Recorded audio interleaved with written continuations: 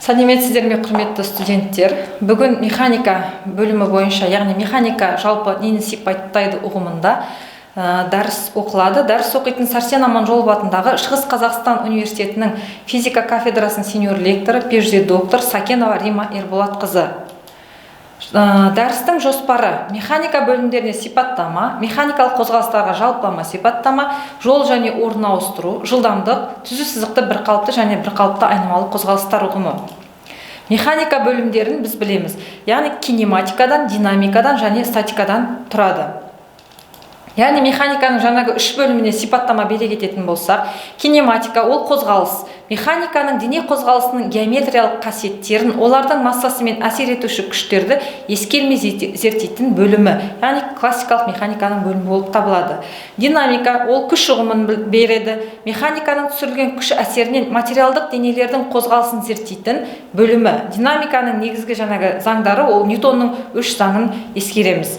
Статика салмақ тепе-теңдік туралы ілім, механиканың күш әсеріндегі материалдық денелердің тепе-теңдік шарттарын зерттейтін саласы, механикалық жүйелердің тепе-теңдік күйін күш әсерімен зерттейтін механиканың бөлімі болып табылады.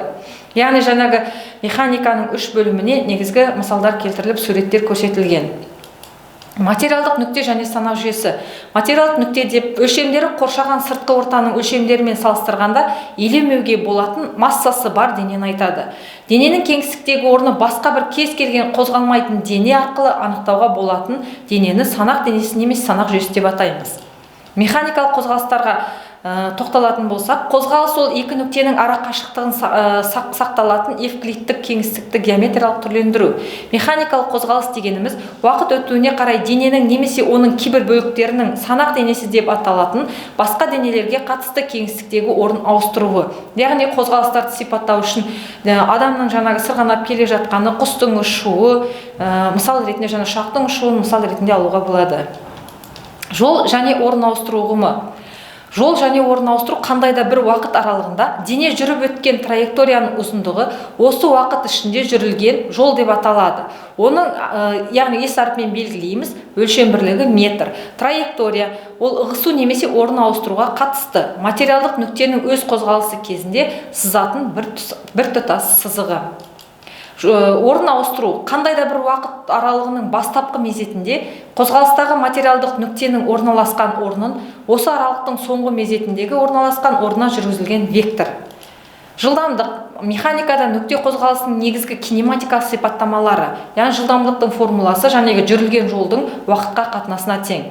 Бұл жерде бұрыштық жылдамдыққа тоқталып кететін болсақ, қатты дененің айналу шапшаңдығын сипаттайтын векторлық шама, дененің айналмалы қозғалысының кинематикалық мөлшері, модулі өте аз уақыт ішінде айналу бұрышының сол уақытқа қатынасымен, ал бағыты айналу осінің бойымен дененің айналуы сағат тілінің бағытына қарсы бағытта көрінетін бағытымен бағыттас вектор болып табылады.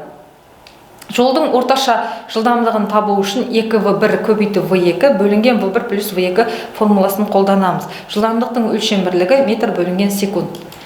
Бір қалыпты түзу сызықты және бір қалыпты айнымалы қозғалыстарға тоқталатын болсақ, бір қалыпты қозғалыс дегеніміз дененің бірдей уақыт аралықтарында бірдей ара қашықтық жүріп өтуі.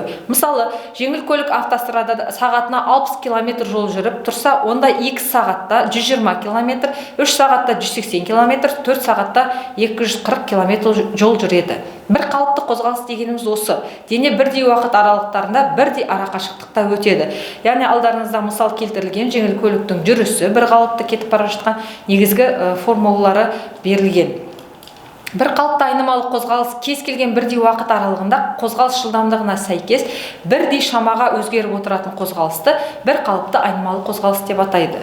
Яғни үдеу тұрақты болады. Қозғалыс графиктері берілген. Түзу сызықты үдемелі және кемелі қозғалысқа тоқталатын болсақ, егер жылдамдық бірдей шамаға артатын болса, онда қозғалысты бір қалыпты үдемелі деп, ал егер жылдамдық бірдей шамаға кемейтін болса, онда қозғалысты бір қалыпты кемелі деп атайды. Қозғалыс графиктері берілген. Яғни қалыпты үдемелі бір қалыпты үдемелі қозғалған қозғалыс графигі берілген. v0 плюс at жүрген жол v0 плюс at квадрат бөлінген 2. Үшінші графикте үдеу тұрақты болады. Ал жүрген жолды v квадрат алынған v0 квадрат бөлінген 2 формуласы арқылы анықтаймыз. түзу сызықты кемелі қозғалыс, яғни айттық жаңа жылдамдықтың өтуіне байланысты кеміп отыратын қозғалыс, яғни v тең v0 алынған at, s тең v0t алынған at квадрат бөлінген 2. Яғни бұл жерде формуламыз s v квадрат алынған v0 квадрат бөлінген 2 формуласы арқылы анықталады.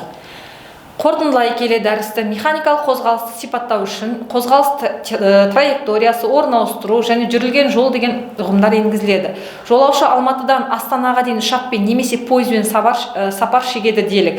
Бұл кезде ұшақ пен пойыздың шын мәнінде қозғалған сызықтары бір-бірімен беттеспейді. Олай дейтініміз, ұшақ біршама түзу сызық сызып төбесінен ұшатын болса, пойыз жол жөнекей басқа қалаларға да тоқтап қисық сызық бойымен қозғалады. Яғни бұл мысалдан жаңағы қозғалыстың түрлерін анықтауға болады. Дәрісте қолданылған негізгі әдебиеттер тізімі берілген. Назар салып тыңдағандарыңызға рахмет.